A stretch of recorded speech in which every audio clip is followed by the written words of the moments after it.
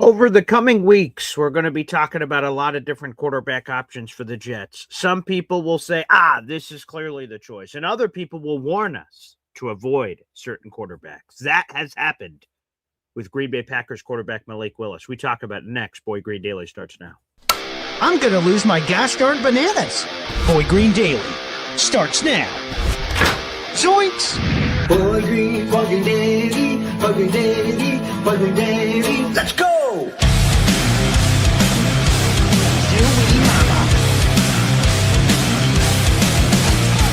Put your seatbelts on. Get ready for the ride. We're the freaking New York Jets, so we're built for this shit.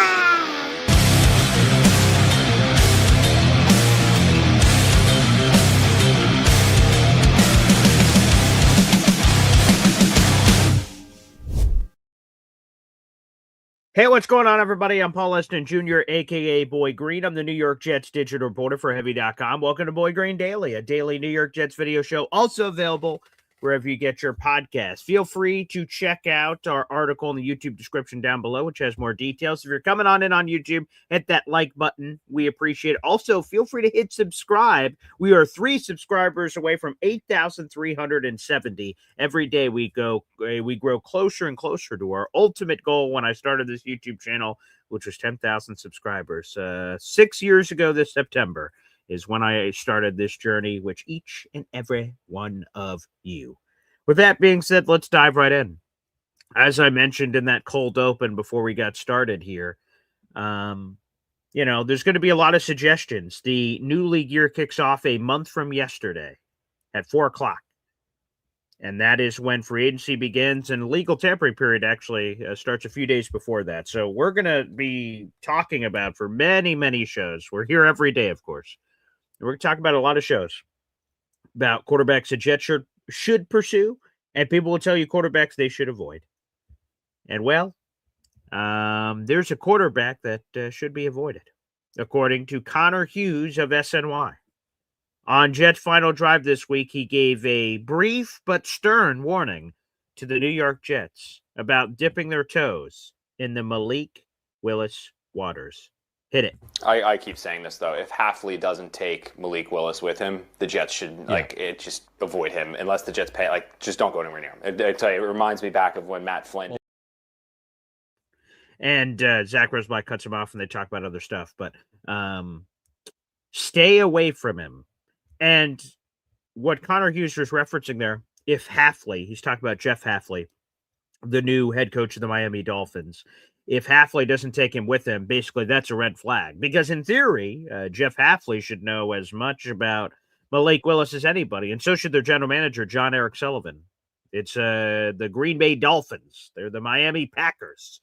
They brought that Green Bay contingent and took over down in South Beach with the Miami Dolphins. And now they run the controls. And they obviously have a clear need at quarterback. They're going to attempt to move on from Tua this offseason, whether by hook or crook, whether by cut or trade. We'll see if they're able to trade him. I'm not so sure unless they pay another individual that kind of money. They pay a large piece of the contract. I don't know if I see that coming. I'm not sure.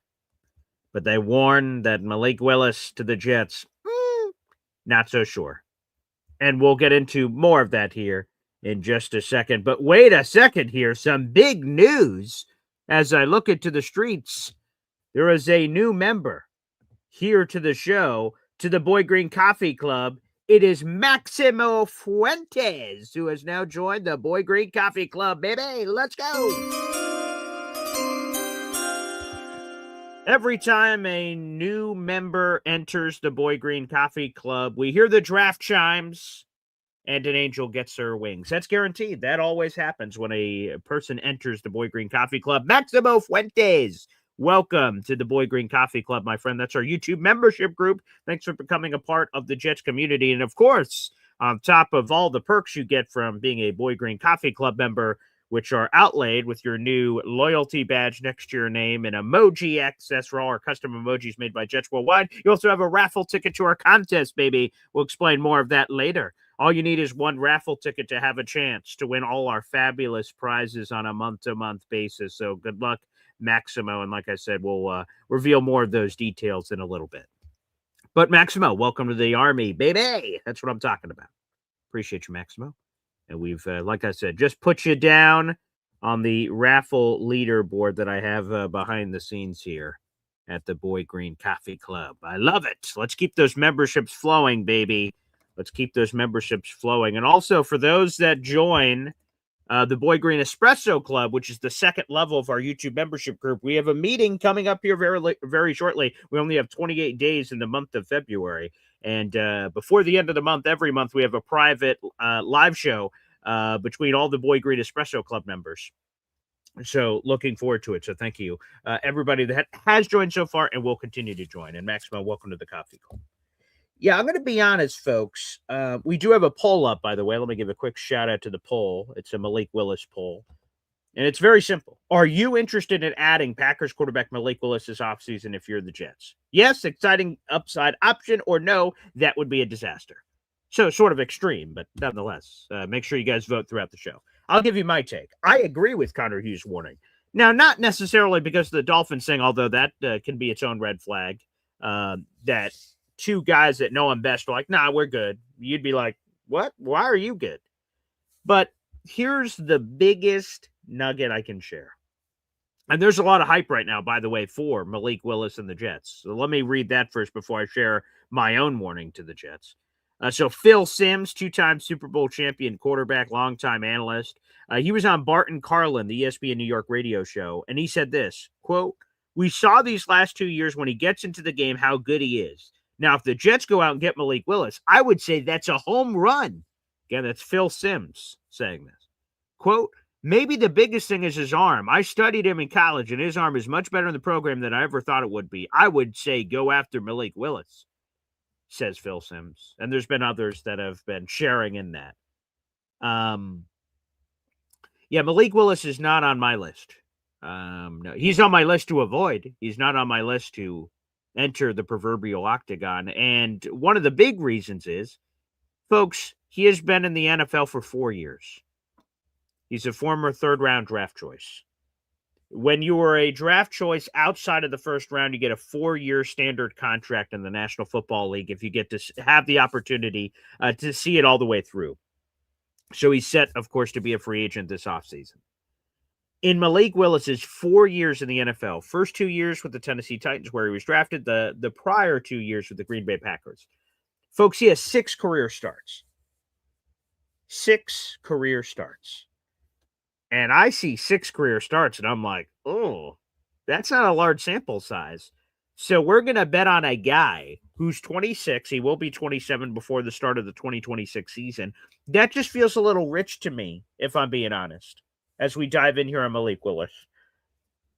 So he's got a very limited sample size, and that concerns me. And here's the other thing, is he's not going to be paid like a guy that has 6 starts. Because if he was, he'd be more of an option for me, like that you'd bring in a Malik Willis and then you'd bring another competition and then you'd sort of play it out. Maybe in that particular scenario, I'd be more intrigued. But Malik Willis is going to get overpaid, folks. So ESPN put out a top 50 big board of free agents, regardless of position. There's quarterbacks, there's running backs, there's offensive linemen, there's all kinds of names on this list. And they power ranked them like, ooh, like this is the best free agent. Here's the 40th free agent. Here's all this stuff. And they rated them and ranked them.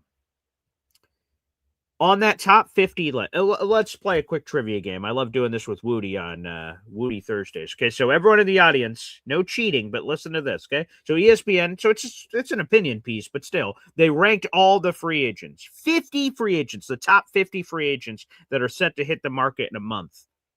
Let me ask you this.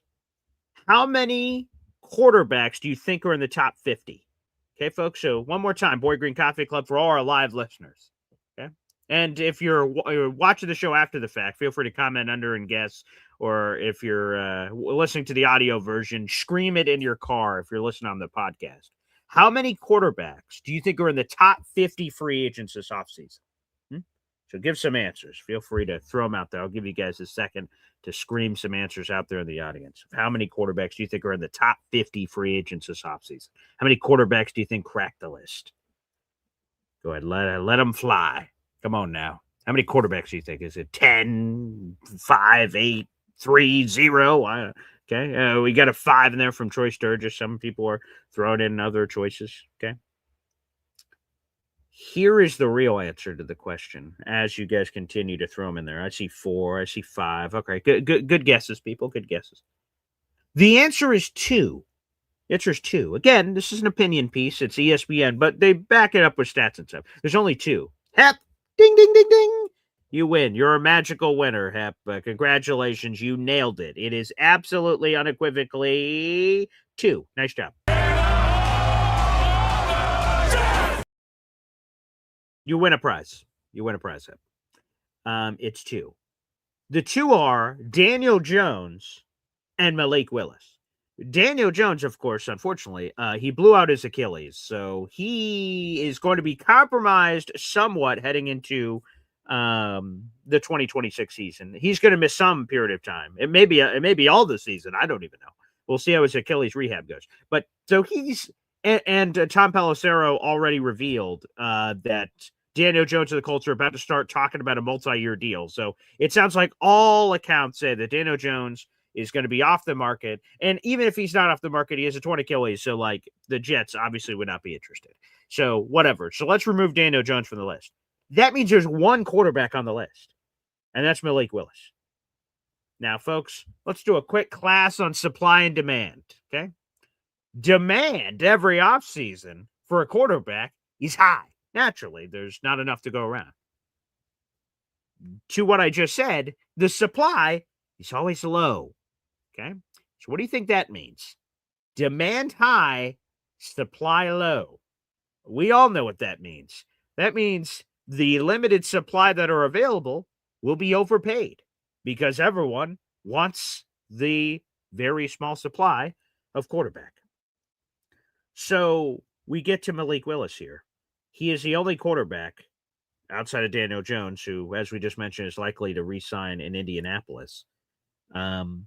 He is the only quarterback in the top 50, which means all the thirsty quarterback teams are, in theory, going to be all over him. And I hear all that, and I say, no thanks. No thank you. I'm not interested. He has 6 career starts. That is too small of a sample size for me to spend that kind of money. Because he's going to get paid. He's going to get paid buco bucks. I don't even know what it is, to be candid. I don't even know what the price is, but I know it's going to be a lot. For a 26-year-old who will be 27 by the start of the 2026 season, a lot of people are going to be paying up for Malik Willis. For me, I don't think so. I'm not so sure. And here's the other thing. Let's evaluate the Malik Willis resume. It's sort of split up beautifully. Again, he has 4 years in the league, 2 years with Tennessee, 2 years with Green Bay. Here's how he performed with that limited sample size. Okay. Here is how he performed. Okay. The first 2 seasons with the Tennessee Titans, Malik Willis completed 53% of his passes for 350 yards with 0 passing touchdowns and 3 picks. So if you want to think about it this way, on his completion percentage being 53%, that means if Malik Willis was on a boat out in the middle of the ocean, 1 out of every 2 times he jumps out of the boat, he does not hit water. That's what that means. Gross. All right, so let's put that aside, okay? So again, his Tennessee stats, first 2 years in the league, 53% completion percentage, 350 passing yards, 0 touchdowns, 3 picks. Gross. Let's go to Green Bay the last 2 seasons. Whoa, look at these numbers. 78.7% completion percentage, 972 passing yards, 6 touchdowns, 0 picks. Wow. Looks spectacular. Looks terrific. Looks whoa. Does Malik Willis. What's the difference? Well, coaching, for one. But as I'm also being told, for the people that may want Malik Willis in the audience, we don't get Matt LaFleur with him. No. I mean, if we did, maybe I'd feel differently about it. But Matt LaFleur is not a package deal with Malik Willis. Not a package deal with Malik Willis. So you're just getting Malik Willis. You're not getting Matt LaFleur. So as I look at this for Malik, it's a limited sample size. The stats are not overwhelming to me. He's going to get overpaid. And I would prefer, now I'm not just a person that goes, blah, blah, blah, problem. I have solutions. Instead of going for an upside swing of a guy that maybe Malik Willis could work out, maybe he will, I don't know. He could. But for me, I'm going to go with the higher, safer floor option if I'm the Jets, because that's what I've sort of pointed out about this coaching staff, the things I like. Frank Reich has raised the floor of the Jets offense. So I want a quarterback that raises the floor. I don't want games where we have 60 passing yards. I don't want games with 60 passing yards anymore. So what I want as the Jets guy is a veteran quarterback with a safer floor. And to me, there's several options we can discuss. Kirk Cousins, a veteran that's been around. Derek Carr, who we talked about yesterday, veteran player, higher floor. Jacoby Brissett, veteran, higher floor. Now, Kirk Cousins, quite frankly, all three of these players I just mentioned are under contract. Cousins is likely to be released in less than a month. Jacoby Brissett would have to be traded. And Derek Carr likely to be traded, but for nothing, relatively speaking. It's going to be a 6th or 7th round pick is probably what I anticipate on the Derek Carr trade, because the Saints don't want his contract on the books. So as soon as he decides to unretire, the contract they have to deal with, so they would be forced to likely release him. So what they would try to do is say, hey, Derek, before you put in these unretirement papers, like, let's talk this out and see if we can help facilitate this. So I'd prefer a veteran that has a higher floor, personally, than swinging for the fences on Malik Willis. That's how I feel about it. But let's get to some of your comments, because some of you may agree or disagree. And by the way, the poll is up right now. It's a 55%. Oh, it's jumping all over the place, but a 55% lean. Yes. See, sometimes me and the fans don't always agree. The majority of you are saying, yes, I'd be all for Malik Willis. Me, I'm like, I don't think so. Hey, Dave Brigger agrees. Paul, your Willis analysis is very accurate. Okay. Unlike Malik Willis in Tennessee. Boom, bah. Just kidding. A great point here. Let's go to a member shout out here from the Meadowland Swamp Thing. Wow. Member for 18 months on the channel. Salute to you, good sir. Fortune favors the bold, BG. I love reading that every time I open up a fortune cookie at a Chinese restaurant. Thank you. Yes, and a phrase I love to say all the time, that sometimes you got to risk it to get the biscuit, which is in the same waters in which you're swimming, the Meadowland Swamp Thing. That is true. You know, they talk about the level of risk of what you're attempting to get. You know, if you swing for the fences, sure, it could be a home run, it could be a strikeout, but that's sort of the rub of what you'd be aiming for. So no, there's certainly something to be said for that, the Meadowland Swamp Thing. But after just seeing the swing, which I would assume, and you know, it's not fair, they're different players, but the Justin Fields swing of last year was limited sample size, relatively speaking, although he had a much longer starting history, obviously, than Willis. But the upside swing was there. For sure. But let's answer some of your comments about it. Let's go through. Let's see. How do people feel about Willis in the audience? We're about to find out all together.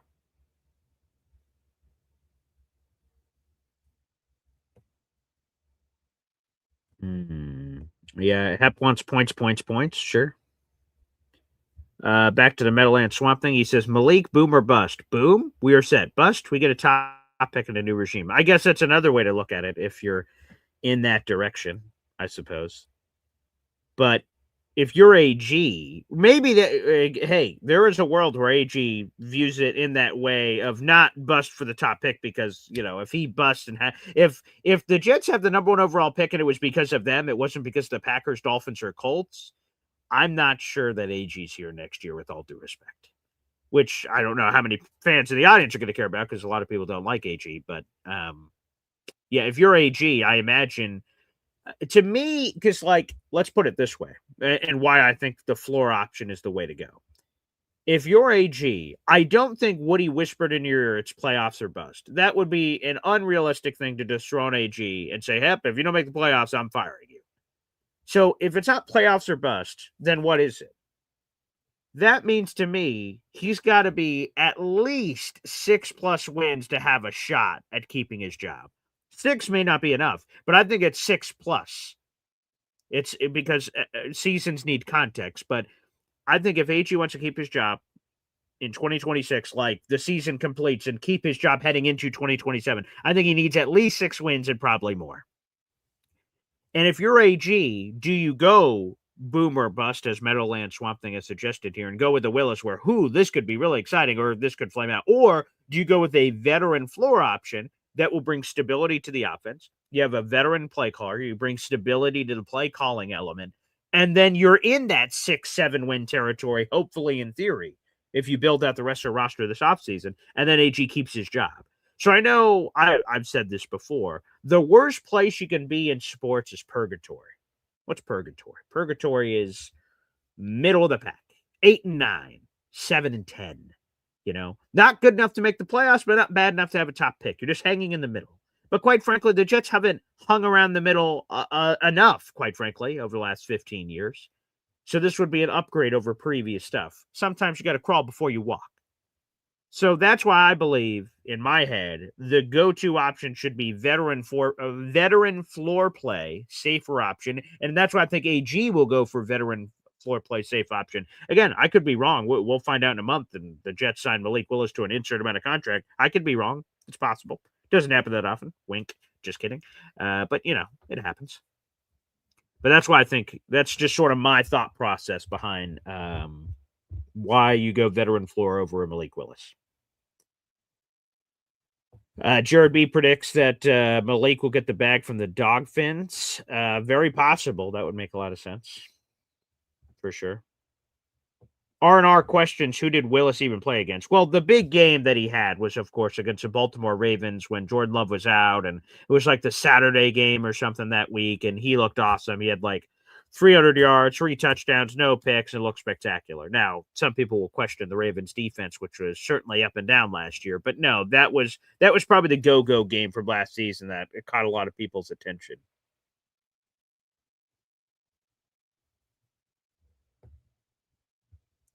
Yo Holmes says, same dude shitting on Malik praised the Fields signing last season. Think about that. So, Yo Holmes, can we learn lessons from the past? I assume that you're talking about me. Can't we learn lessons from the past? We attempted Justin Fields, and that swing missed, and you were projecting saying, hey, I know for the most part he's been pretty terrible in his career, but here we could take him to this next level. I'm saying, I don't know if we could say, thanks, Matt LaFleur, we could take it from here. I think that'd be a very arrogant stance from the Jets. So what I'm saying is, don't swing like that. Get a guy who already knows how to play the quarterback position and hopefully build from that.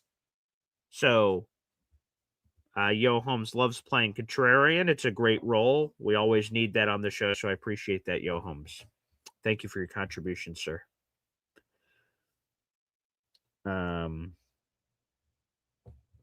Dave Brigham, interesting comp. Willis is another mirage in the vein of Neil O'Donnell, but less results. Interesting. I hadn't thought about it like that. Alon says, curious if brother LaFleur's are chatting on Willis as we speak. Yeah, I think the two teams that make obvious sense for Malik Willis are the Dolphins for obvious reasons, John Eric Sullivan, Jeff Hafley, and then Arizona. There's been a lot of connective tissue there. You got the LaFleur brothers and everything else, and would make a lot of sense. Although, the LaFleurs don't speak for Willis. Willis doesn't have to go to Arizona because Matt and Mike want him to. But he could receive some strong votes of confidence that, hey, this is where you should go. Jets Johnny says, nobody wants Tanner McKee except Alon. I've heard a lot about Tanner McKee. Nick Faria has drooled over him. He has the Eagles' roots and connections, of course, and things of that nature. We've heard that a little bit. But, I don't know. I guess it's to each their own on Tanner McKee. To me, I thought he had a chance to make a lot of money. I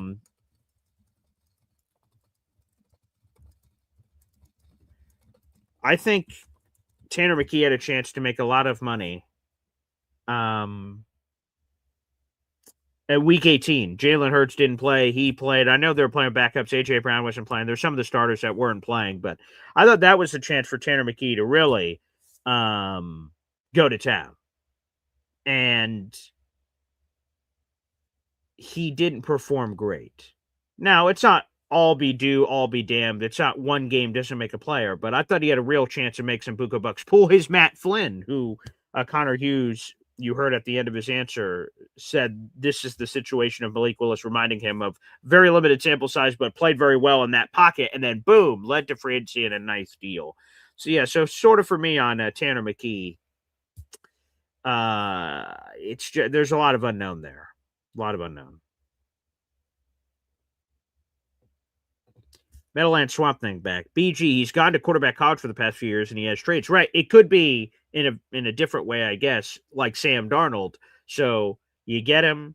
He doesn't work. He goes to all these QB factories of Kyle Shanahan, Kevin O'Connell, and presto, it fixed him. And he goes to a place and then has success. So Malik Willis going to the quarterback factory that is Matt LaFleur. Maybe there are lessons he can take from that. Go to a new place and boom, combine the traits with the teaching, and now he's ready to roll. And maybe he doesn't need LaFleur. Maybe Luke Skywalker has learned all the lessons he needs from Yoda, and he moves on. Maybe.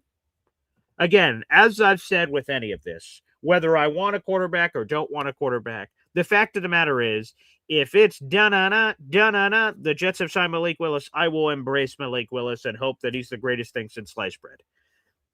If they get a quarterback I want, I will celebrate and go crazy. I will.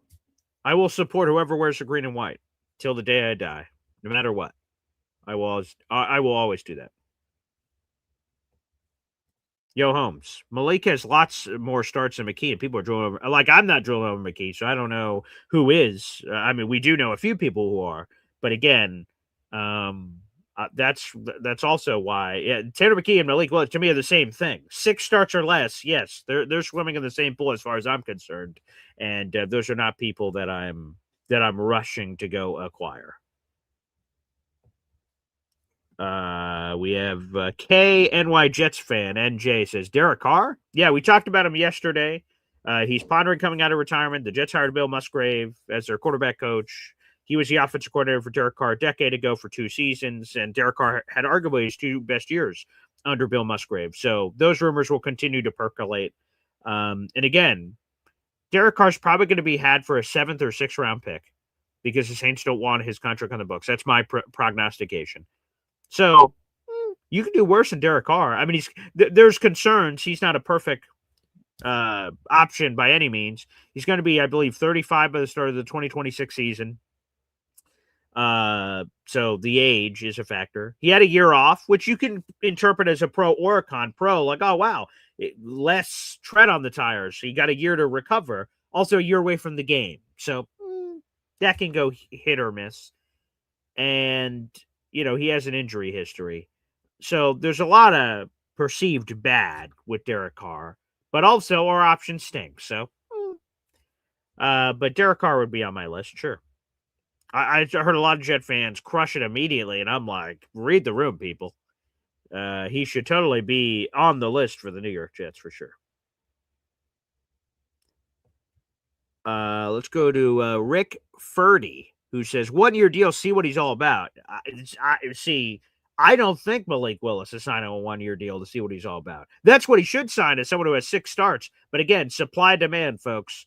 I think this guy is going to get a nice little bag from somebody. It's because the supply and demand. Supply is low, demand is high. Someone's going to give Malik Willis like a crazy, like a 3-year deal for like $60 million or something. He's going to get like $20 million a year or something like that. I don't even know. I'm sort of like trying to guess with the market. I could definitely see him getting in those kind of, again, a Justin Fields plus deal could be possible. Maybe I'll be dead wrong when the contract comes out, but like, I just don't see it. Let's get some other comments in here. Yes, that BG Daily song is very catchy. Craig Mechanic says, I need a on the fence button in the poll. Haven't got an opinion on Willis. I haven't seen enough of him. Very fair. Very fair. Although I think we would get a lot of on the fence, which would sort of be, on the, that's, I think a lot of people would answer that. And then I'm like, I'm left with no answers. Because if I go yes or no, I get a sense of whether you guys are yes or no. If I give you an on the fence button, you're on the fence. I'm like, oh, I feel like a lot of people would pick on the fence with a lot of the options we talk about. Yo Holmes says, when has Connor Stooge been accurate at reporting? Well, first off, his take today that we're discussing is not a reporting element. It is a opinion element. But if we are talking about a reporting element, he was right on Frank Reich. He was first on that the Jets and Frank Reich were interested in each other. So he was right on that before anyone else. So massive respect to the one and only Connor Hughes. Makes more sense for him to go to Arizona, I see here from Belbino. Very possible. Again, that makes a lot of sense. Meadowland Swamp Thing says, I can't believe Nathaniel Hackett actually went to the Cardinals. And as an offensive coordinator, not some slappy role. Iowa Jets is a Malik Willis supporter. He says he's the real deal. All right. There you go.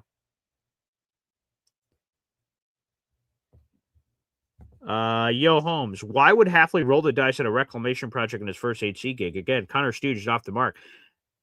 Yo Holmes, again, we've talked about quarterback availability. If they're moving on from Tua, who the hell are they bringing in?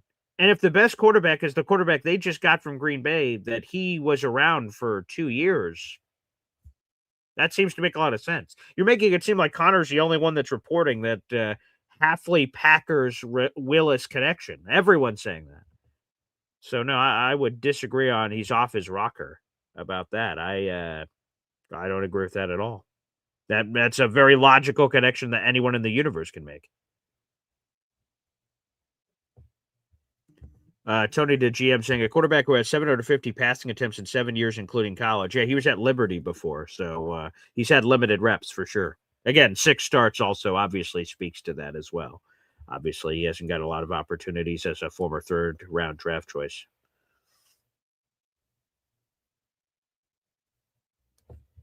Jets Johnny says, nobody knew who Malik Willis was. One person said his name, and now everyone is Willis Willie Ryder. It's hilarious. Yeah, I've seen a few people. Again, Phil Simms has said it. I've seen other people be Malik Willis to the Jets supporters, and that's not waters I prefer to swim in, personally. Jets Johnny says, everyone overpays in free agency, and yes, that is true. But at the quarterback position, that's not one I want to swim in. Yeah, definitely not. Definitely not. No, that's a no-go.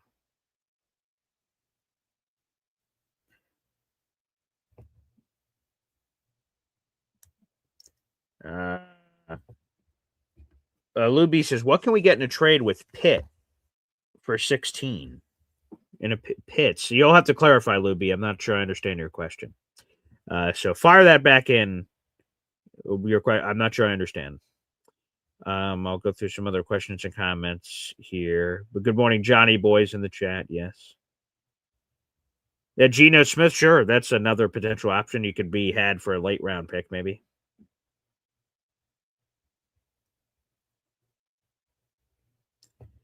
NC Green says, I thought EZ was before Connor and Reich. Yeah, so let me clarify, I guess. EZ has said on the show for a long time that Frank Reich should come to the Jets. Like, that makes sense. Connor Hughes was the first one to actually report that it's actually happening. Like, EZ said it as something he thinks should happen. With all due respect to EZ, he's not an NFL insider. So, no, I'm giving the tip of the cap to Connor for actually reporting, wow, they are both talking and this thing's going to happen. But yes, EZ deserves credit for throwing that out there. Yes. For sure.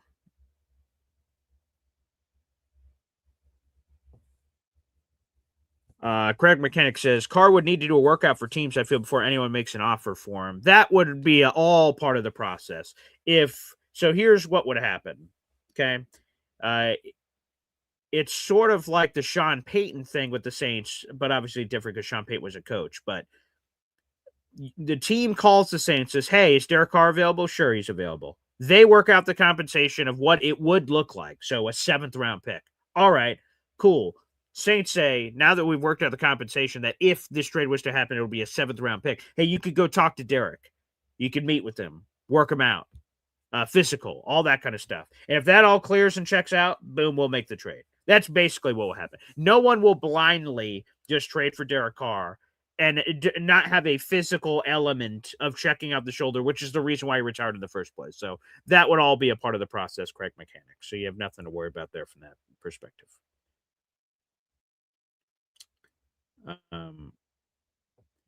NC Green says, has anyone heard a peep from Derek Carr about coming back? Yes, he has his own podcast with David where they talked about it, I believe, this week. I saw someone sharing a clip about it, but I haven't seen the podcast myself. I know he has a podcast with his brother David. Scott says Carr has a bad shoulder. Forget about it. Apparently it's healed. So yes.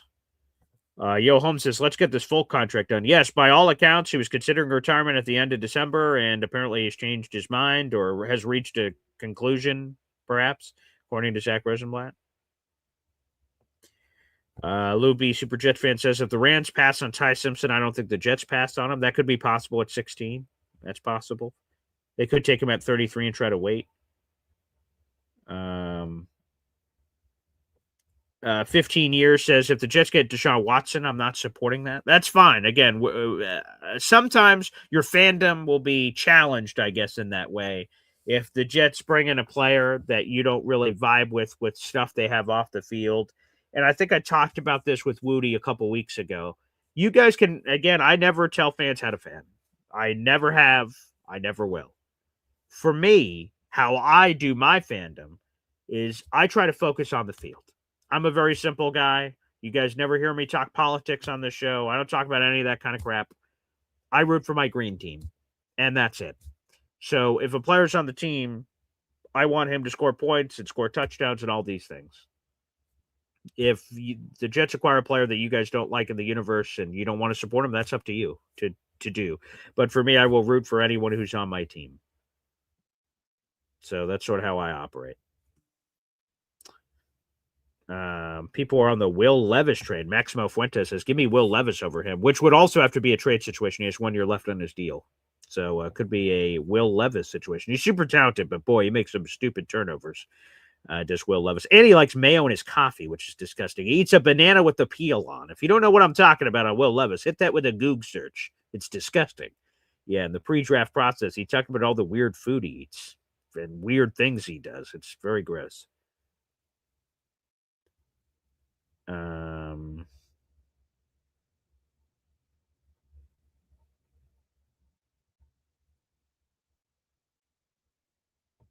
Thank you, Yo Holmes, for this resounding, hearty words here. BG, glad you're learning from your mistakes, sir. I totally agree. Acquiring a quarterback who knows how to successfully play quarterback is a good plan.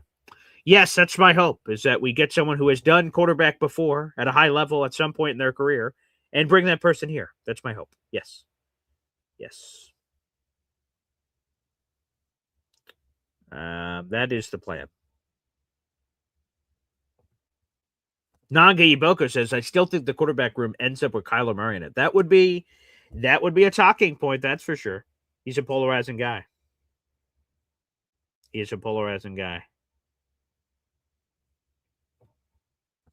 Alon says Tanner McKee makes $1.2 million in 2026, raises his trade value. Yeah, yes, I'd rather pay a guy less than more, but he has done nothing in his career.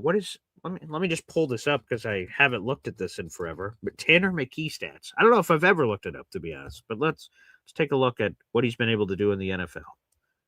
Let's look at old Tanner McKee here, statistically speaking. The backup quarterback of the Philadelphia Eagles that everyone thinks is the second coming of the Messiah.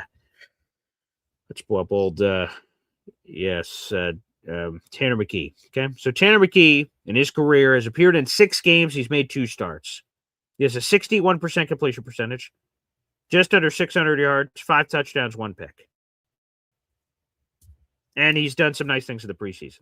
I just don't get how anyone's given up anything crazy for Tanner McKee, with all due respect to the Eagles. I just don't see it. I don't.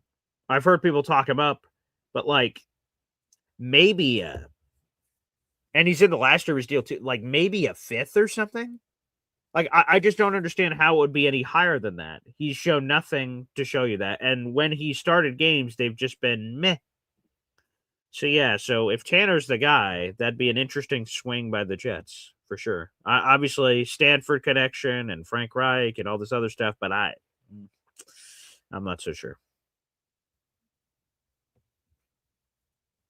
NC Green. Jets would have to renegotiate Carr's contract or take the $40 million cap hit. Yeah, let's rephrase that. Anywhere Derek Carr goes, the contract gets shredded up.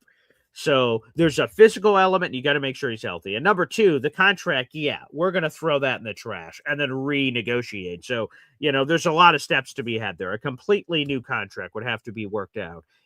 So there's a lot of elements. Carr has to decide to come out of retirement.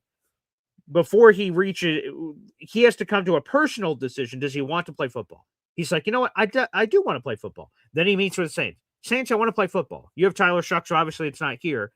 Help me get somewhere else. He's like, okay. Saints will announce in a press release to the rest of the universe, hey, Derek Carr wants to be traded. Come on down. And then we go through all the elements of the physical, and then you do that, and then you get the compensation, and then you say, all right, let's get contract talking here. What does that look like, Derek? And then you go from there. So, yeah, there are a lot of elements, which makes this a complicated scenario. There's no doubt about it. Yoham says, I love we have too many holes to get a real quarterback crew. They are so special. I hate those people, with all due respect, because there's no perfect situation to just get a quarterback. Oh, wow, we built this awesome offensive line. We got all these weapons. The defense is spectacular. All we need is a quarterback to fall from the high heavens right in this quarterback hole, and boom, we're going to the Super Bowl. That doesn't happen very often. Very unique. If you have a chance to get a quarterback, you get the friggin' quarterback. And then you figure it out later. The Raiders, are they like, man, we probably need this quarterback right now, but boy, we're not perfectly ready for this guy. Of course the Raiders are going to take Fernando. They'd be nuts not to, and I hope they don't. But they'd be nuts not to. You take the quarterback and figure out the rest later. A really good quarterback masks a lot of the deficiencies that come on the roster. So, you absolutely get the quarterback as soon as you can. You absolutely get the quarterback as soon as you can. That's the only way to do it. All right, folks, we've covered a lot of ground here. Let's bring in our special guest who joins us every Thursday here on the show. Some of you guys were talking about him earlier, and now you can talk to him, straight to him. Send in your super chat questions and comments extraordinaire. He is the beat reporter from JetsXFactor.com. That is Nick Faria joining us here on the program. Nick, good morning. Morning. Great to be back on. A lot of people, because, well, first off, I guess we'll start with the topic du jour here.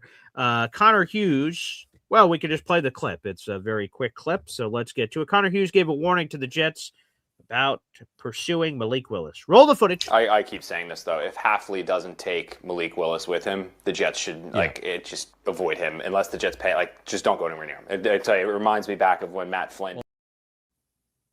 All right, Nick Faria, go to you. He says, hey, man, it reminds him of Matt Flynn. He would steer clear, and he was, of course, referencing Jeff Hafley and John Eric Sullivan in Miami. If they don't want him, why would the Jets want him? Red flag. Your thoughts are what?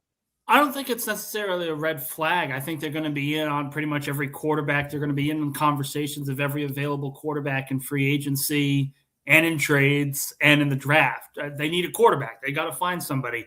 And I got to say, when people mention that, I kind of look at and will make a joke that, listen, I'm sure the Seattle Seahawks feel perfectly fine with bringing in Matt Flynn when they did, because that meant they got Russell Wilson in the draft, and the expectation was they were going to start Matt Flynn to begin the year, but then Russell Wilson just blew them completely away. So to me, I don't think it's necessary. Listen, if Hafley doesn't take Willis, okay, is it a bad sign? Maybe. It very well could be.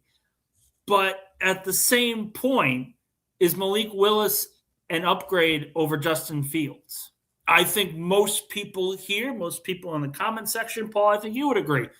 Yeah, it's a big fat yes. Malik Willis is an upgrade over Justin Fields. There's going to be an upgrade at the quarterback position, however big that upgrade is. So I don't necessarily think that it's a avoid Malik Willis like the plague. There are still concerns. He hasn't started a lot of games. There's only been sparingly spots where he's started.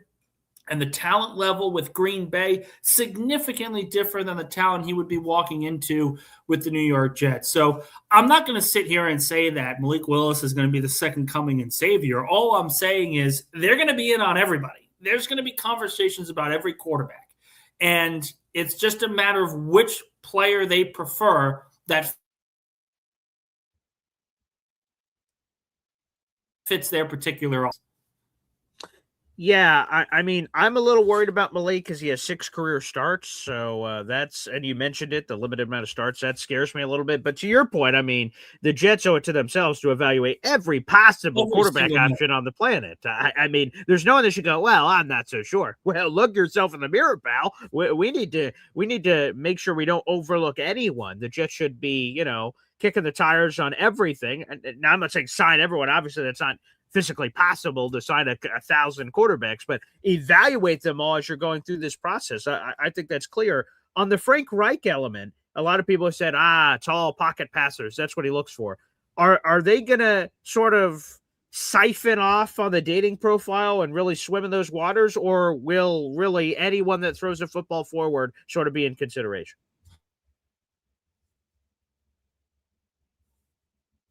No, I think it's going to be a perfect blend of the right fit, the right scheme, all of it together.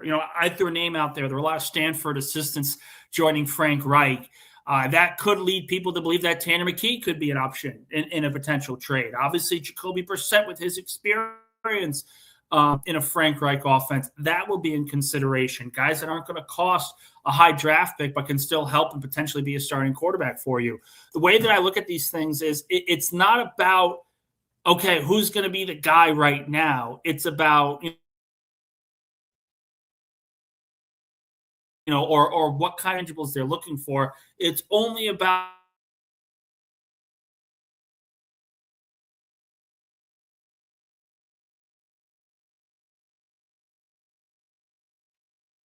the offense the right way. Fair. Again, Paul Eston Jr. here with Nick Faria, our beat reporter from JetsXFactor.com here on the program. We got a couple hundred people in the room. Appreciate it, including over 130 of those on YouTube. Make sure you guys like the video and hit subscribe here on the show. Nick, I will be honest, the Jets hired Bill Musgrave, and I hope a lot of people know who that is because he's been around forever. But that to me, I was like, oh, thank God, from Charles London to Bill Musgrave. Oh, like, wow, that's an upgrade. And then I said, let me see what everyone is saying out there. And okay, before I continue with my question, okay, so I see, Nick, I'll let you know if we have it again. I wasn't sure if it was me or you, but we've heard you break up a couple of times. So if that happens again, I'll let you know. We'll try to see if we can fix the situation if that happens again. But no, to the question on the Bill Musgrave thing and going to you full circle here is that I saw you say Bill Musgrave, Jets home run hire, Nick Faria? See. Geez, we lost Nick. All right, Nick, we'll try to circle back to you and bring you back in. I don't know what's happening there on the Wi-Fi situation. We just lost you there. So Nick, feel free to pop back in. We'll see if we can fix that here. Okay, I thought that was me. So when I thought there was breakups, I thought that was totally me here on the situation. So we'll try to get Nick back here in just a second. Nick Faria, our beat reporter from JetsXFactor.com. I'll take a few more of your questions, and then we'll open up how about this, actually? I will continue to answer your comments, but we'll do this. We'll play a quick timeout, and then we'll get to Nick Faria and more and your phone calls. 1, 2, 3. Whoa! Boy Green, fucking daily, fucking daily, fucking daily. Talking Jets football, man. All right. Boy Green Daily, Boy Green Daily, Boy Green Daily. The New York Jets Football Club. Offense, defense, special teams, watch Jets football with Boy Green. Everyone, J-E-T-S, Jets. Boy Green Daily, Boy Green Daily, Boy Green Daily. Talking Jets football, man. Boy Green Daily, Boy Green Daily, Boy Green Daily.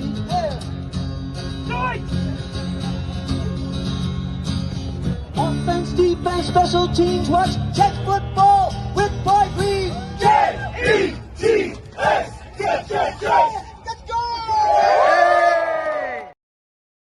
Welcome back to Boy Green Daily. I'm Paul Liston Jr., a.k.a. Boy Green. I think we have him back. Nick Faria, beat reporter from JetsXFactor.com, and gone.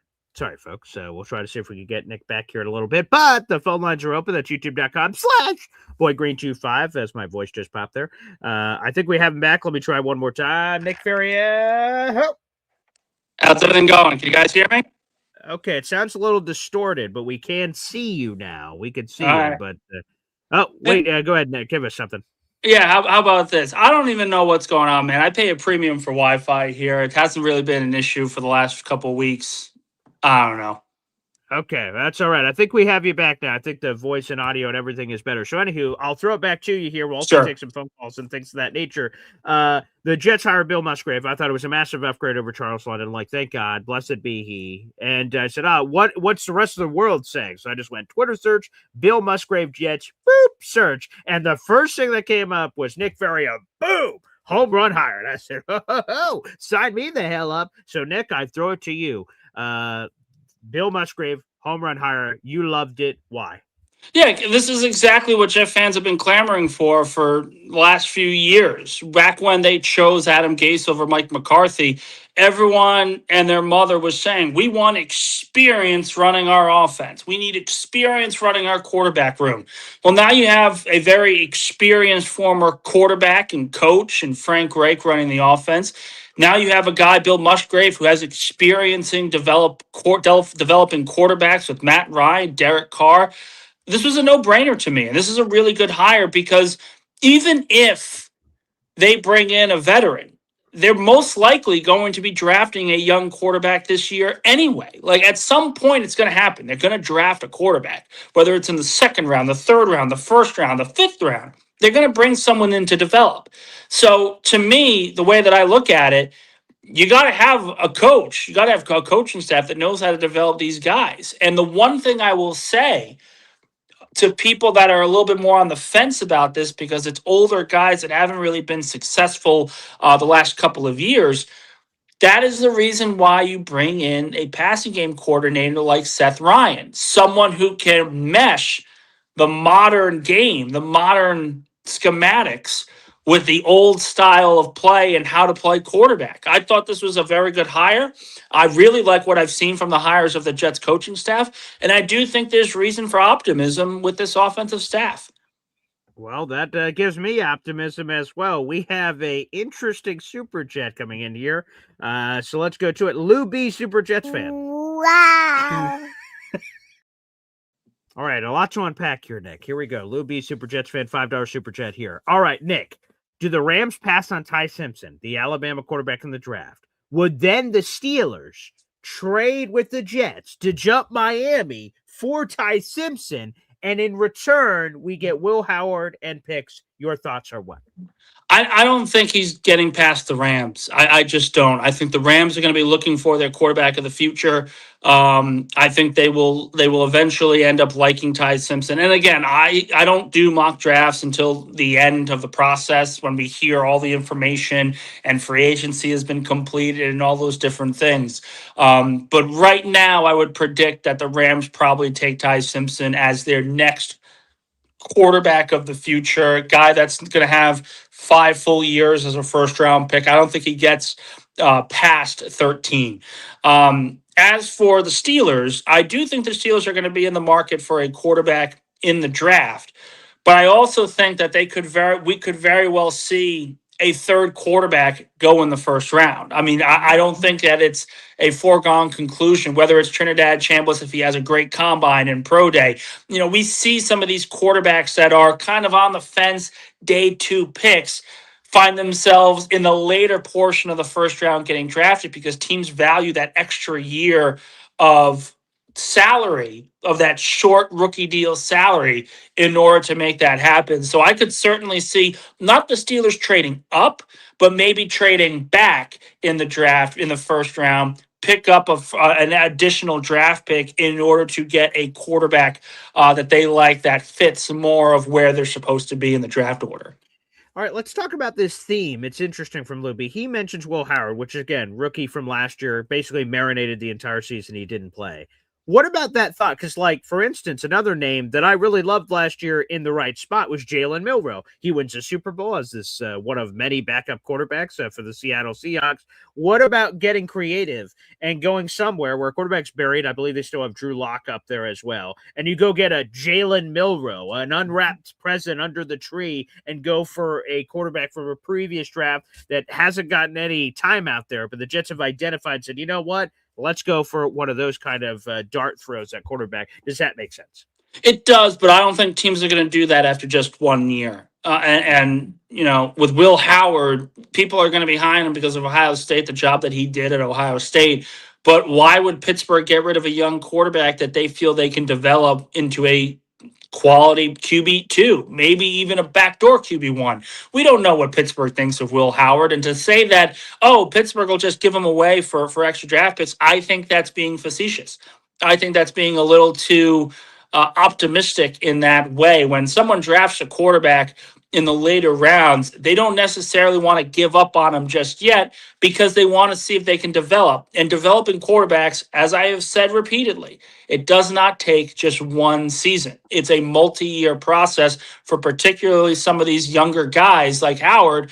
To me, I don't think Pittsburgh's going to want to trade him because they would want to at least have the option of developing him on a rookie deal to maybe be the quarterback too. Some teams will spend $7 to $8 million on a backup quarterback. That's a lot of cap space to go to someone who's not going to play. But they do that because they value the backup quarterback position. What other organizations want is they want to draft that backup, so you are paying a backup quarterback $1 to $2 million and not have to worry about the position, not have to worry about the value that you're paying at the position, and allowing yourself to go forward with your starting quarterback. It's a balance between managing the cap, managing the player, and also managing your draft picks. When you hit on a backup quarterback, when you have someone that you can trust, you don't have to spend money on them. You don't have to spend draft resources. It is stash and keep until you have to let them walk in free agency. Yeah, thank you, by the way, Lou B, for the creative thoughts here on that situation. Speaking in that same vein of what you were just talking about, Tanner McKee has been constantly the Stanford, Frank Reich, the Eagle stuff, and all of those connective tissues there. What would the price be to acquire Tanner McKee? Because he hasn't done a whole heck of a lot, whether you're talking about preseason or very limited starts in the National Football League. What would the price be for a team if they wanted to trade for Tanner McKee? What would that cost? Before the final game of the regular season last year, I do believe that they were probably going to ask for like a second or a third round pick for him. I do think that the hype has been real. He is an excellent quarterback, a clear starter. The one comparison that I make is Matt Schaub when he was in Atlanta. Schaub was never going to be the starting quarterback over Michael Vick. So they shipped him off to Houston, got a quality draft pick out of it, and he became the best quarterback in Texan history. And I will argue still is today because he was the first quarterback that led the team to the playoffs. He's the first quarterback that actually won playoff games for the Texans, had some unbelievable years. I consider McKee Matt Schaub in this case because he is someone that, listen, if you want him to run the RPO game and get outside the pocket and run with the football, that's not going to be him. But if you want him to play the quarterback position in an old school way, that is exactly who you want to be your starting quarterback in 2026 because he is still very cheap. He's entering the final year of his deal.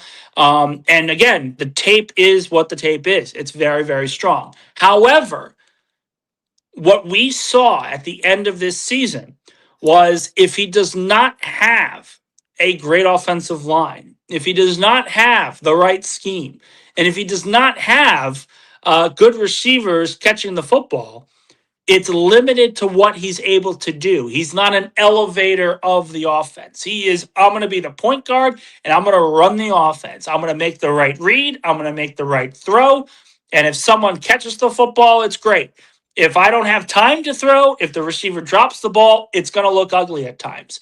So I do think his value kind of dropped a little bit after that last game. Not because he played poorly. It's just the Eagles' offensive line wasn't as good as it's been. They did not have the receivers out there that could, make plays for him. So I look at Tanner McKee, I think probably somewhere around a 4th and a 5th round pick. It's still an increase in the value that they got for him because they took him in the 6th round. So that would be something that Howie Roseman, I think, is comfortable with.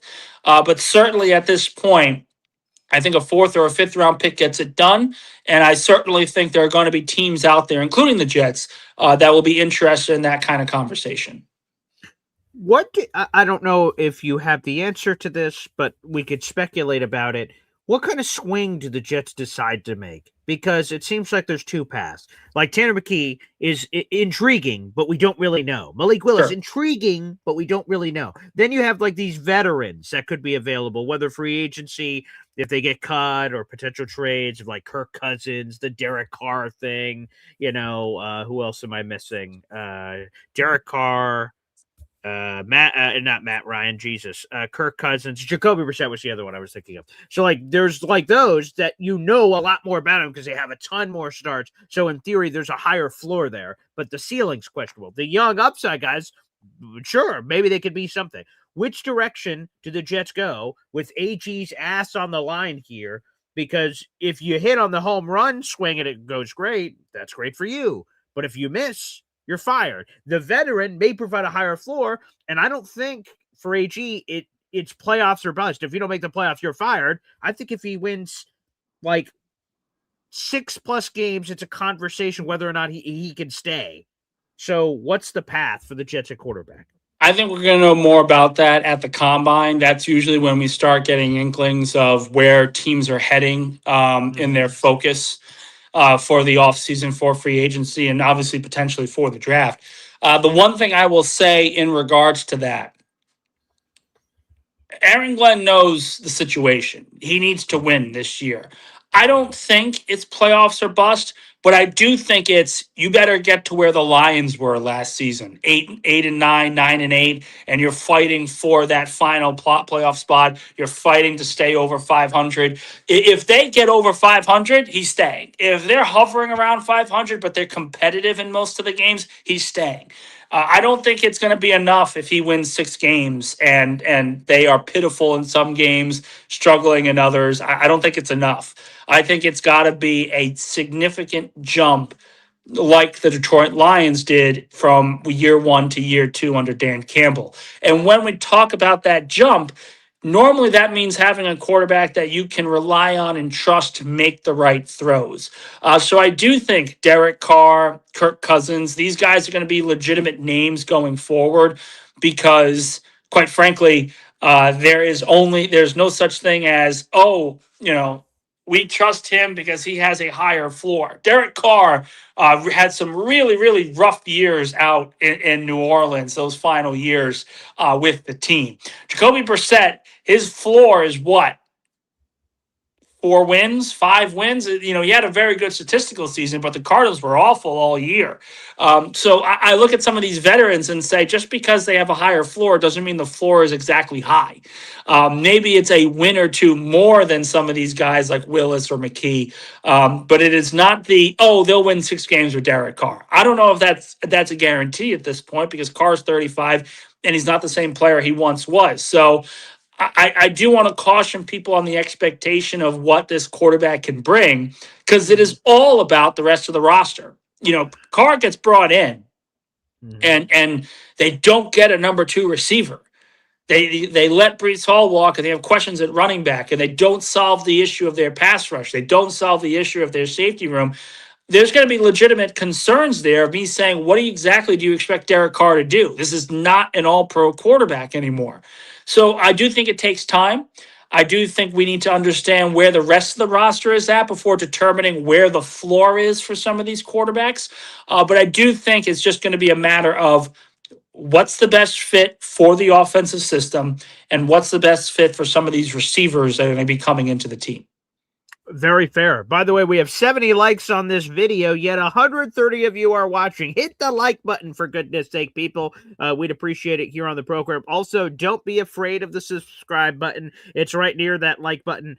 Feel free to give it a nice hug, because we're 2 subscribers away from 8,370. Help us get there. Before we go to the phone lines, we got calls waiting. I have one more for you, Nick Faria. It's on Breece Hall, the guy you just mentioned. So Rich Cimini joined the New York Game Day show with Jake Asman and Mike Tannenbaum over the weekend and said that a franchise tag or transition tag, exclusive, not exclusive, transition, one of those tags is on the table for Breece Hall based on what Rich Cimini has heard. Jonathan Jones, he's an NFL insider for CBS Sports, said yesterday, from all he's hearing, is it's quote-unquote extremely unlikely that the Jets franchise tag Breece Hall, and maybe they do a transition tag. So I'm curious. There's some varying, conflicting opinions out there reporting on what's going to happen here. The window opens 5 days from today, and then the Jets will have 2 weeks to choose to use it or not use a tag. Is a tag on the table here for Breece Hall? Oh, sure. Of course, they're not going to give him a long-term deal. Let's be quite frank about that. They're not going to give him the long-term deal that he's looking for, and I quite frankly believe they would be insane if they gave him the kind of long-term deal that he's looking for, because as talented as he is, as really strong of a running back as he is he James Cook? Is he Saquon? Is he Christian McCaffrey? Or is he comparable to these top running backs in the National Football League? And the answer from me, unfortunately, is no. We need to see more from Breece on a consistent level, running and catching. Some of that has to do with play calling. I understand that. But we need to see more from him consistently to determine just how good he is or can be, where his ceiling's at. Remember, this is the same Jets team that at the beginning of the year was fully intent on making him a running back by committee. And then they didn't really have a choice because Braylon Allen got hurt. The minute Allen got hurt, it kind of ended the running back by committee approach that they wanted to push. So it's a wait and see game as always. It's still early in the offseason process.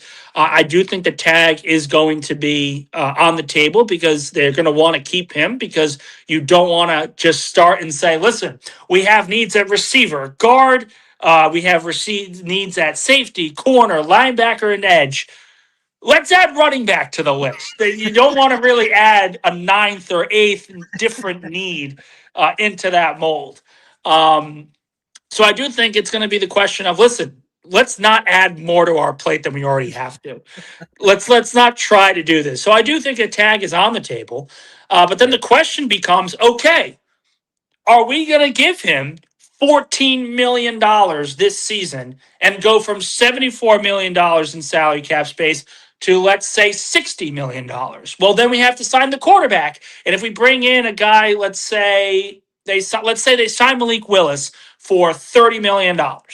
Again, completely spitballing. Yeah, right. Nothing. Right. Well, that goes from $60 million cap space. If you're giving Malik Willis $30 million a year in terms of a cap hit, then that's $30 million in cap space. Now that is completely shelved the amount of space you have to work with for other positions. Receiver, the receiving price is going over the top. Safety, edge rusher, defensive line. They have to be very careful on how they allocate the salary cap here. They have a ton of space, but that does not mean spend freely.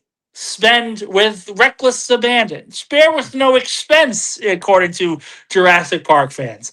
I look at it in that way of, yes, it makes sense to tag Breece Hall, but if they do, you better make sure that you have a plan at quarterback that's not going to cut your salary cap in half. Nick, that was with all the needs, you know what we need to do? Add running back to this list.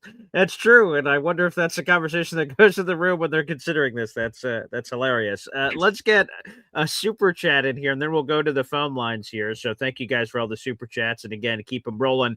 Ace of Spade is a super chat question for Nick. Wow.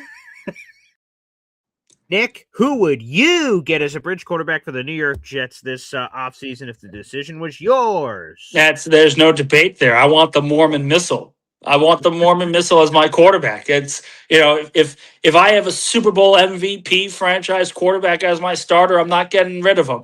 But if I don't have a quarterback and I see Tanner McKee playing well with the starters that Philly has, I'm looking to get him and trying to add the talent around him to be the guy in 2026. If it works out, great. We're 8 wins, 9 wins. Everything looks nice and dandy. If we lose, well, I'm out of a job anyway. So might as well get the guy that I want and see how that works out for us there. So I think if I were making the decision, it's Tanner McKee. But I'm also making it very clear. This is coming from an extremely biased perspective that Tanner McKee can do no wrong. The Mormon Missile. That's good. That's his nickname, man. It's a great nickname too. Could you imagine the Jets bring in Tanner McKee and they turn it around and win and just and have a winning season? I'm not saying make the playoffs, but have a winning season. They get to 9 wins. But the Mormon Missile becomes one of the greatest football nicknames of all time if he can turn that around.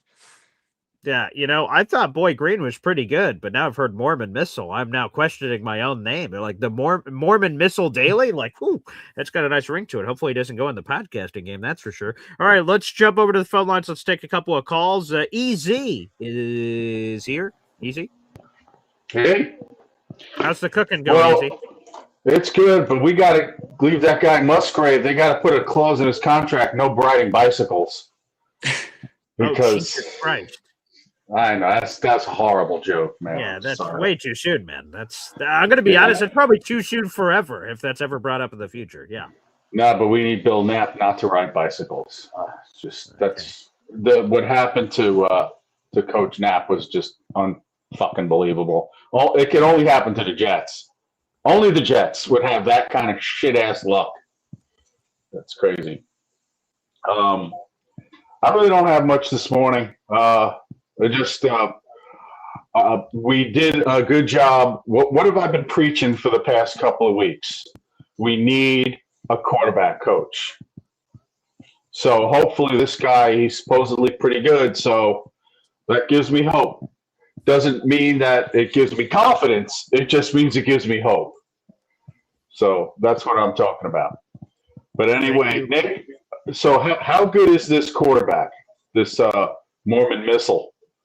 I like him a lot. I think he's an old school pocket passer in the modern game, which, I heard one scout tell me if Tanner McKee came out in the draft 25, 30 years ago, he's a first round pick because the arm talent, the pocket awareness, the anticipation that he throws with, it's all plus. The problem is in the modern game, you have to be able to evade a pass rush and make plays with your legs, and that's not him. So it hurt his draft stock being drafted in the era in which he did. I do think he's a starting quarterback in this league. I do think that he will be a very good starting quarterback in this league. I look, and again, I made the comparison earlier on in this show. I look at Matt Schaub, and I say, that is him. It is Matt Schaub 2.0. And if you're a team like the Jets who haven't had a good, stable quarterback in decades, Matt Schaub would be arguably the second best quarterback you've had in franchise history. I think it's a no-brainer. Yeah, I think if people have forgotten about Matt Schaub, I hope you didn't, because like when Nick said his take, like, oh, he may still be the best, like he still is the best Texans quarterback. And somebody will go, wow, I'm totally on board with Nick. People don't put enough respect on Matt Schaub, who is a 2-time Pro Bowl. Like, look at some of these crazy ass seasons he had in Houston. with 4,700 passing yards, 4,300 passing yards, 29 touchdowns, 24 touchdowns. Like, man, that one season in 2009, which was, I think that was the comeback of, no, that had to have been 2010, I guess, but the Sanchez comeback against the Texans where they were leading by a lot. And then they let the Texans come back. We're like, classic Jets failure. And then the Jets rallied back. Mark Sanchez hits Braylon Allen streaking down the right sideline and then hits Santonio Holmes in the back corner of the end zone for the touchdown to win. Ooh, those Texans. I believe that was that his first start. Who's that? I think that was Sanchez's first start. No, Sanchez's first start was on the road in Houston, and he did play Houston in that game. The one I'm talking about was in MetLife Stadium, and the Jets were up like 20, 30 points. But yes, he apparently had a lot of classic, Sanchez Texans games, which I remember fondly. But come on, those Texans team, again, Arian Foster, Andre Johnson. I mean, woo. They won playoff games. The Texans, before Matt Schaub got there, again, were an expansion team in 2002, much like a normal expansion team. They didn't make the playoffs for a long time. And then Matt Schaub came in. He had Andre Johnson. He had a defense with Mario Williams on it. And by the way, you want to talk about the Texans' history. What does that team's history look like if they take Reggie Bush with the first overall pick in 2006? A lot of people thought that was on the table, and then they said, actually, no, wait, it's Mario Williams, who was probably the best player overall from that draft class, and it turned out it was the right pick. Williams has an excellent career, and the Texans make the playoffs, and it's because, in large part, because Matt Schaub was a really good quarterback in that time period. I'm not saying he's top 5, but do you take a top 12 quarterback, a top 15 quarterback? I would certainly put him in that conversation. Yeah, I would love that getting added to the squad. There's no question about it. By the way, folks, we're one subscriber away from 8,370. So hit that subscribe button, baby. Push us over the top. All right, speaking of pushing us over the top, we've got the handsome fella here. He's Nick Faria favorite. It's Johnny Boy joining us here on the program, and I see the locks are out. Nice, Johnny Boy. Dressed to the nines. Oh, what's going on, Nick? How you doing, Johnny? Hey, let's go Mets. Absolutely. Time to report, baby. Even though that damn injury to Francisco Lindor. Oh, they'll be fine. That's why they got Bichette. They don't rush it. I hope they don't rush it. Well, that's the thing. Like, this is the kind of move that the Mets would rush. The fact that he's having surgery, I actually like that because it's okay. Take your time. The first month of the baseball season is not indicative of anything later on in the year. So if it takes him a month or two to get acclimated, so be it. Get ready for the stretch run. Exactly. I mean, we've always been notoriously so great in the very beginning. And then the second half, we've had those collapses in the within the Mets organization. So I really hope that it's the other way around. Definitely. But Nick, I wanted to ask you a few questions in regards to the quarterback takes that are going on. So I think any of these quarterbacks that we would get would instantly bolster our quarterback room. Absolutely. Right. So very quickly. So I feel like that's another convo that needs to continue to keep being talked about because, I mean, the Jets can't just be like, oh, no, him, no, him either, no. I'm like, what are you talking about? You just went through seeing, Justin Fields, Tyrod Taylor, and Brady Cook to end the season for you. Now, when you said the Mormon missile, I instantly started having horrible flashbacks of Zach Wilson. And I was like, Nick, no, all right? No to that man. But I want to ask you this. The Derek Carr conversation is an intriguing one to me. Now, I'm kind of worried because of the injury, even though I know that he's saying that he's healthy and everything. But because of the New York Jets and the freaky injuries that's ever occurred to us, I kind of would be very weary about that. But the upside on him is pretty high. But then I'm also I don't want to trade anything for that. I'd rather get somebody that is essentially out there because I think almost anybody that is a free agent as a quarterback right now would bolster what we have in the Jets quarterback room itself. And then the other one, wide receiver 2. the Pittman, Alex Pierce situation that's going on is something that I would want to kind of like, go into. Jennings is going to be out there as well. Yeah. And then the Kenneth Walker situation. You saw what his GM did to him being all drunk on the podium and made him feel so awkward, right? That was he's strange. Gonna hit. Yeah, he's gonna hit free agency. You pass on Kenneth Walker. Absolutely pass on Kenneth Walker. Like that to me is not even a question. What'd you say? Is it durability concerns? No, it's price. It's price. Yeah. After a Super Bowl MVP, MVP, he's going to be asking for a lot more than I would be comfortable giving him. And I'm not comfortable giving Breece Hall that money. Kenneth Walker is not better than Breece Hall. I consider them very comparable players. I wouldn't touch either for over $10 million. And I think that's what both are going to be asking. Okay, so let's say the Jets don't tag Breece Hall and they let him hit the open market. And Rich says if he hits the open market, he ain't coming back. So let's assume that's true. Breece Hall hits the open market, he leaves, he's gone. Where do you go at running back? Do you get the Travis Etienne? Do you chase one of those names and pick the one that's not as expensive as the others and say, okay, that's our guy? Or then do they do some crazy Jeremiah Love trade around in the draft and maneuver so you don't take him at 2, or if he's not available at 16, you maneuver the board to get him? Like, what's the plan at running back if you say nah to Breece Hall? You restructure the cap hits. So what running backs are going to cost $4 to $5 million. Mm-hmm. The names that I think about right off the top of my head: Rico Dowdle, Kenneth Gainwell. Okay. And I say to myself, okay, can I get a running back in the mid rounds? Mm-hmm.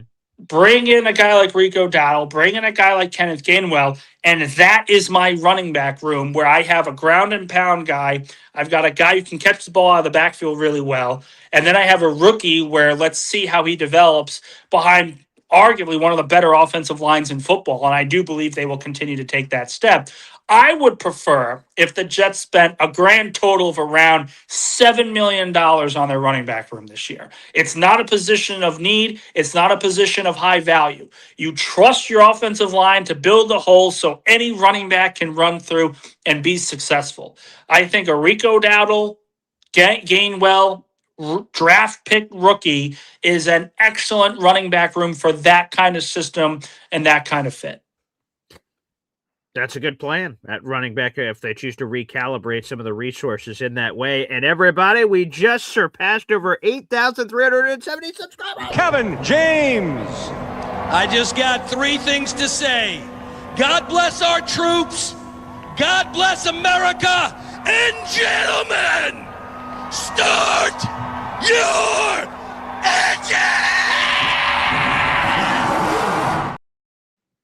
Thank you to the audience out there for hitting subscribe. Thank you very much. Again, now we're just 30 away from 8,400. Insane.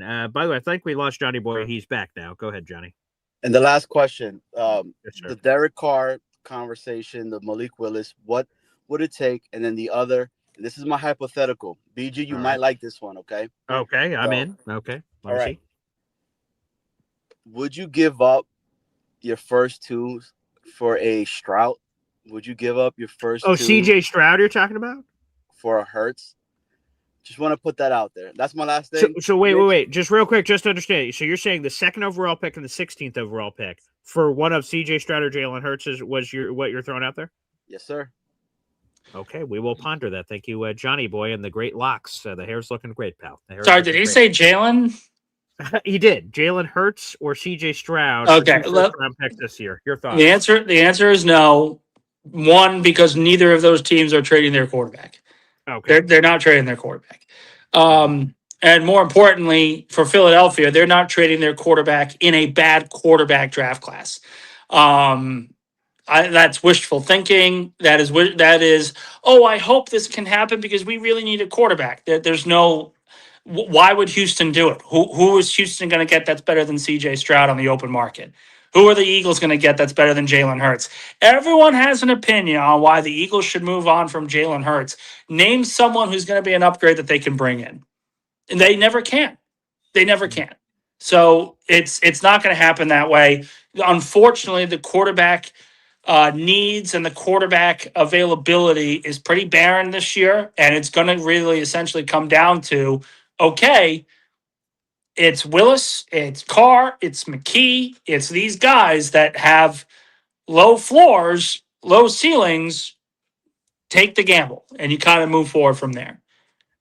Let's go to the other side of Johnny Things. So you say, should the Jets want to do it? Would they want to give for those two guys? For either one? Either one. I mean, those are franchise quarterbacks. Now, I'm not as high on Stroud as I am on Hurts for obvious reasons.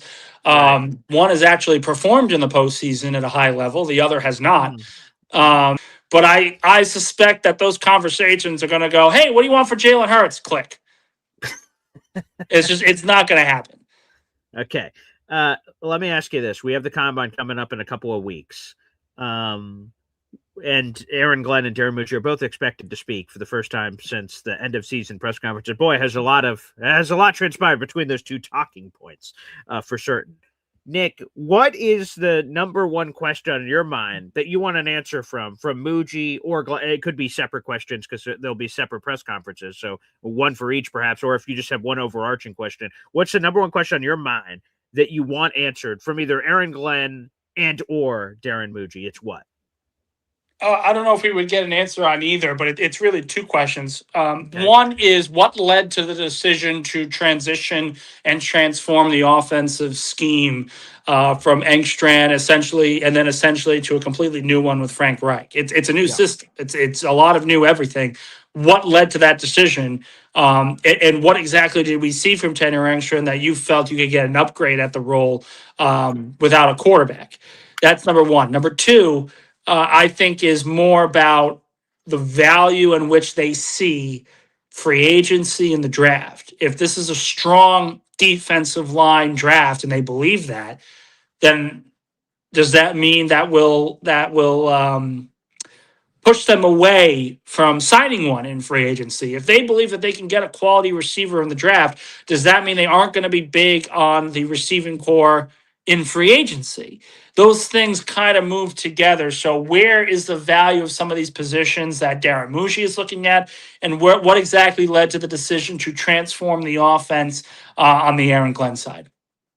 Fair enough. Last thing, Nick, before we get you out of here, what's your official prediction? Again, in 5 days, we did a show on this a couple days ago, but I'll reiterate it. In 5 days, the franchise tag window opens up. It is open for 2 weeks. It's from that 17th through whatever the March date is, because my math is terrible. But it's 2 weeks after that.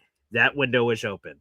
Do the Jets, your prediction is officially what, Nick? Do they tag him? And again, tag can be anything. Could be transition, could be exclusive, could be non-exclusive. In any form or fashion, do they attempt to tag him or do they not tag Breece Hall? What's your prediction? I think they tag him. Okay. I think they tag him. I think they keep him in and they try to keep him in. And then if he holds out, they'll trade him. Like that sort of tag and trade that tends to happen a lot around the NFL. Again, I will make it clear. I would not be what I would do. Sure. But the mindset of, and I mentioned it earlier, we have 9 needs on the football roster. Let's add a 10th at running back is kind of dangerous. So I think that's kind of the mindset of where the Jets look at this case. And I think they eventually do tag Hall. I just want to say this, Nick, that I love having you on the show. You give great insight. You make me laugh. You make me think. You know, that's what a strong relationship is supposed to do. It's supposed to pluck multiple of these chords. I should be crying like, oh, wow, that was emotional, and laughing because I think it's funny and informational. Like, yes. So you provide everything, Nick. Your woman is a lucky lady. There's no question. I appreciate it. She's got the fish. So, Nick, thanks as always. We'll check in with you next week, pal. Of course. Thanks, guys.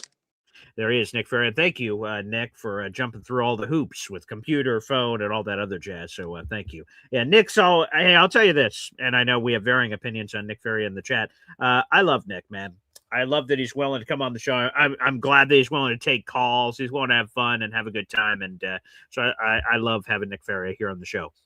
Guys, make sure you guys like the video. That's a free way to contribute here on the show. I promise you we'd take a gander at this before the end of the program. This is what you're vying for with your raffle tickets. So for those who don't know, we do a monthly raffle here on Boy Green Daily. And any of my channels. So if I'm streaming live whether it's a Jake Asman show, if we're cross-streaming, if it's Boy Green Daily, if it's Boy Green Meets Woody, if it's MC Show Digital, it doesn't matter. If you ever send in raffle tickets while I'm live streaming or cross-streaming somewhere else, all of your raffle tickets count, and I will keep track of them here on the show.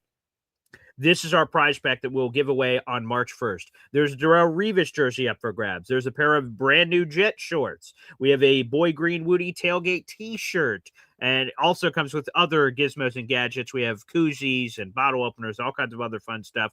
And as I say, I have a Jets hat collection. I got to do that video soon for the Boy Green Espresso Club members. Excuse me, but I have a massive Jets hat collection that I'm very proud of, by the way, that's in that hallway over there of Jet hats from ceiling to floor. And it's pretty awesome. I will pluck a hat off that wall that's of my own personal collection and also throw it into the raffle. All you have to do to be eligible for get all of these prizes on the show is spend $3 on the channel. If you spend $3 at any point, you have one raffle ticket, which means you have a chance. And then we draw it at random on the first of every month and determine a winner. So that is coming up here very shortly. So we only have, another 16 days for you guys to submit these raffle tickets. It helps support the show and also a way for us to give back to you, the audience, to win some cool prizes at a cheap rate. So hopefully you guys take full advantage of that. So appreciate it. A couple comments and then we'll finish off the show here. 15 years says Nick is great and some of his takes are even better. I like that. Okay. Some Tanner McKee yelling. That's great as well. Okay. Beautiful. Appreciate that. Nick is awesome. Iowa Jets, thank you. NC Green also likes Nick. Okay, very nice. Nice. Ace of Spade says Nick Faria is one of my favorite guests you have. Thank you very much for saying that. Ace of Spade, appreciate that.